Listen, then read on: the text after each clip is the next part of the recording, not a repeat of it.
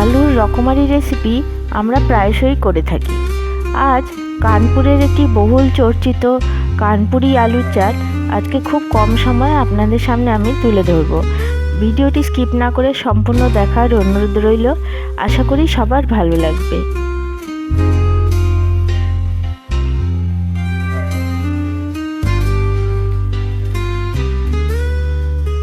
রান্না শুরু করছি শাওন পাকশালা কবিতার ছন্দে। ভিডিও দেখে রান্না করুন মনের আনন্দে। নমস্কার বন্ধুরা, শাওন পাকশালাতে সবাইকে স্বাগত জানাই। আজকে একটা দারুণ রেসিপি নিয়ে এসেছি। আজকে আমি বানাবো কানপুরি আলুর চাট। এটা খেতে খুবই টেস্টি হয় এবং খুব সহজে চটজলদি এটা ঘরে থাকা ইনগ্রিডিয়েন্টস দিয়েই এটা তৈরি করা যায়। এই জন্য আমি নিয়েছি এখানে 5টা আলু, ছোটো মিডিয়াম সাইজের আলুকে সেদ্ধ করে নিয়ে এরকম ডুমো ডুমো করে কেটে নিয়েছি। আর এখানে নিয়েছি কিছু ইনগ্রিডিয়েন্টস এই চাটটার জন্য লাগবে। তার জন্য আমি এখানে নিয়েছি একটু ধনেপাতা, অল্প পুদিনা পাতা, একটু আদার টুকরো আর একটা কাঁচা লঙ্কা দিয়ে একটা চাটনি বানিয়ে নিয়েছি। এখানে নিয়েছি অল্প জিরে, ধনে, মৌরি আর একটা শুকনো লঙ্কা দিয়ে ড্রাই রোস্ট করে নিয়ে গুঁড়ো করে নিয়েছি। এখানে নিয়েছি বিট লবণ, এখানে নিয়েছি চাট মশলা, এখানে নিয়েছি আমচুর পাউডার, এখানে ঝাল লঙ্কার গুঁড়ো। ঝাল লঙ্কার গুঁড়োটা অপশনাল, আপনারা ঝাল যদি খেতে চান তাহলে দেবেন, আর বাচ্চারা যদি খায় তাহলে এটা স্কিপ করেও যেতে পারেন।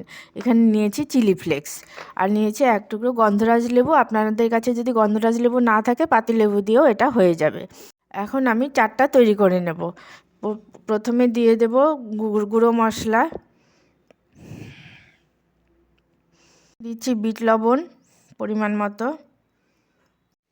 আগে যে গুঁড়ো মশলাটা দিলাম এটা ধনে, জিরে, শুকনো লঙ্কা আর মৌরি ড্রাই রোস্ট করে নিয়েছিলাম, সেই গুঁড়োটা দিয়ে দিলাম। তারপর দিলাম বিট লবণ। এখন দিচ্ছি চাট মশলা, দিচ্ছি আমচুর পাউডার। যেহেতু চাট মশলা একটু টকটক হলে ভালো লাগে, এই জন্য দিয়ে দিচ্ছি আমচুর পাউডার।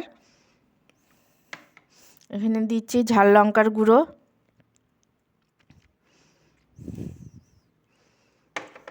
এখানে দিচ্ছি চিলি ফ্লেক্স,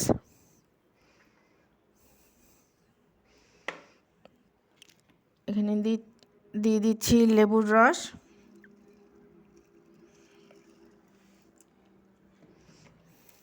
দিয়ে দিচ্ছি পুদিনা পাতা, ধনে পাতা, আদা আর লঙ্কার চাটনিটা। সমস্ত ইনগ্রিডিয়েন্টসের সাথে আলুটাকে ভালো মতো করে মিশিয়ে নেব। এটা খুব চটজলদি হয়ে যায়।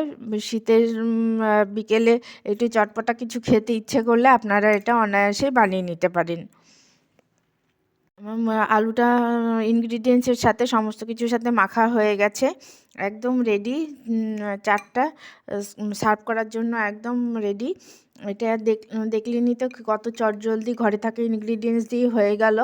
এটা করে খেয়ে ভালো লাগলে আমার চ্যানেলটিকে সাবস্ক্রাইব করবেন, লাইক করবেন, শেয়ার করবেন এবং কমেন্ট করে আমার পাশে থাকবেন।